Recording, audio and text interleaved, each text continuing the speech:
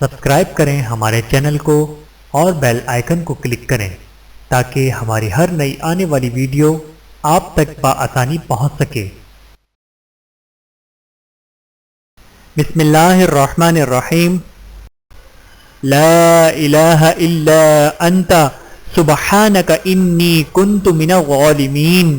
تیرے سوا کوئی معبود نہیں ہے، پاک ہے تو، بے شک میں ظالموں میں سے ہوں۔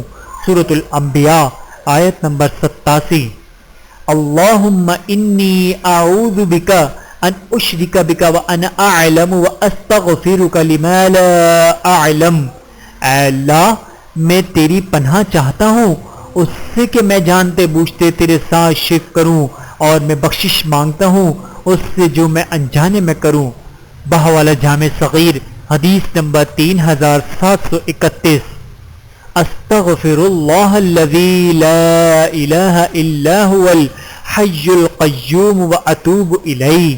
میں اللہ رب العزت سے اپنے گناہوں کی معافی مانگتا ہوں جس کے سوا کوئی سچا معبود نہیں، وہ ہمیشہ سے زندہ اور قائم ہے، اور میں اسی سے توبہ کرتا ہوں۔ برے لوگوں کی صحبت سے نجات پانے کی دعا، یہ حضرت لوط علیہ السلام کی دعا ہے۔ رب نجنی واہلی مما یعملون۔ میرے پروردگار، مجھے اور میرے گھرانے کو اس وبال سے بچا لے جو یہ کرتے ہیں۔ سورۃ الشعراء آیت نمبر 169۔ مسلم بن حارث تمیمی رضی اللہ تعالیٰ عنہ کہتے ہیں کہ رسول اللہ صلی اللہ علیہ وآلہ وسلم نے چپکے سے ان سے کہا، جب تم مغرب سے فارغ ہو جاؤ تو 7 مرتبہ کہو، اللہم اجرنی من النار۔ اے اللہ، مجھے جہنم سے بچا لے۔ اگر تم نے یہ دعا پڑھ لی اور اسی رات میں تمہارا انتقال ہو گیا تو تمہارے لیے جہنم سے پناہ لکھ دی جائے گی، اور جب تم فجر پڑھ کر فارغ ہو اور ایسے ہی کہو اور پھر اسی دن میں تمہارا انتقال ہو جائے تو تمہارے لیے جہنم سے پناہ لکھ دی جائے گی۔ بحوالہ سنن ابی داود حدیث نمبر 5079۔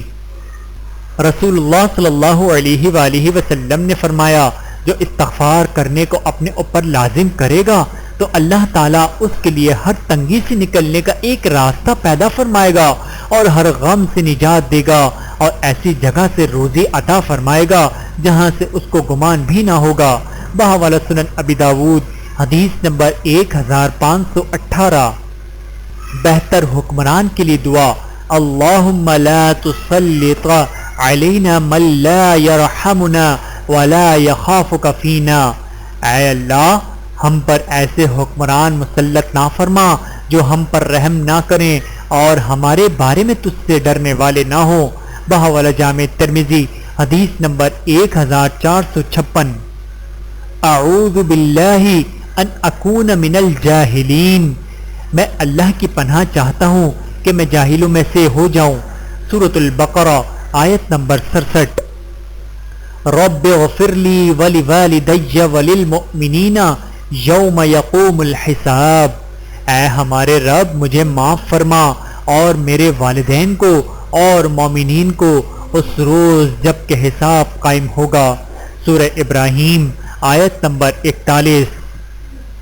اللہم انی اعوذ بک من جہد البلاء ودرک الشقاء وسوء القضاء وشماتۃ الاعداء۔ اے اللہ، بے شک میں سخت مشقت، بدبختی کے پا لینے، بری تقدیر اور دشمنوں کے خوش ہونے سے تیری پناہ چاہتا ہوں۔ بحوالہ صحیح بخاری حدیث نمبر 6347۔ جس مومن کو برا بھلا کہا ہو یا گالی دی ہو تو اس کے لیے دعا، اللہم فأیما مؤمن سببتہ فجعل ذلک لہ قربۃ الیک یوم القیامہ۔ اے اللہ، میں نے جس مومن کو بھی برا بھلا کہا ہو تو اس کے لیے اسے قیامت کے دن اپنی قربت کا ذریعہ بنا دے۔ بحوالہ صحیح بخاری حدیث نمبر 6361۔ سورۃ البقرہ کی آخری 2 آیات کی فضیلت، رسول اللہ صلی اللہ علیہ وآلہ وسلم نے ارشاد فرمایا، جس نے سورہ بقرہ کی 2 آخری آیتیں رات میں پڑھ لی وہ اس ہر آفت سے بچانے کے لیے کافی ہو جائیں گی۔ بحوالہ صحیح بخاری حدیث نمبر 5009۔ رب اغفر وارحم وانت خیر الراحمین، اے میرے رب تو بخش اور رحم کر اور تو سب مہربانوں سے بہتر مہربانی کرنے والا ہے۔ سورۃ المؤمنون آیت نمبر 118۔ وَأَدْخِلْنِي بِرَحْمَتِكَ فِي عِبَادِكَ الصَّالِحِينَ، اور اپنی رحمت سے مجھے اپنے نیک بندوں میں شامل فرما لیجئے۔ سورۃ النمل آیت نمبر 19۔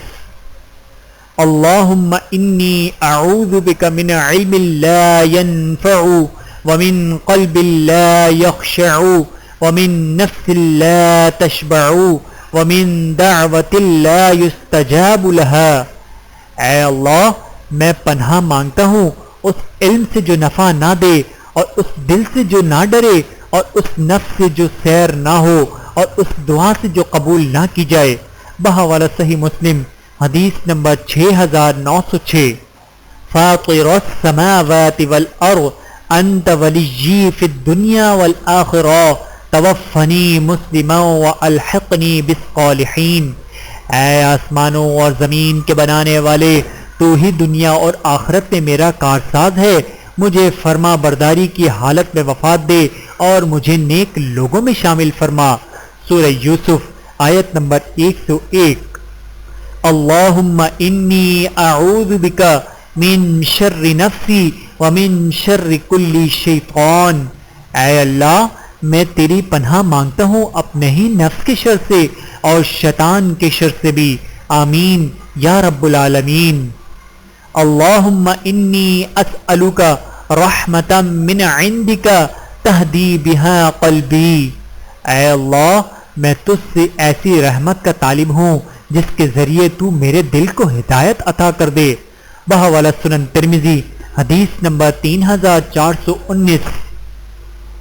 ربنا آتنا من لدنک رحمتا وہیئ لنا من امرنا رشدا، اے ہمارے رب ہم کو اپنے پاس سے رحمت دے اور ہمارے معاملے کو درست کر دے۔ سورۃ الکہف آیت نمبر 10۔ استغفار کی کثرت کیا کریں۔ نبی کریم صلی اللہ علیہ وآلہ وسلم نے فرمایا، مبارکباد دی ہے اس شخص کے لیے جو اپنے صحیفہ نامہ اعمال میں کثرت سے استغفار پائے۔ بحوالہ سنن ابن ماجہ حدیث نمبر 3818۔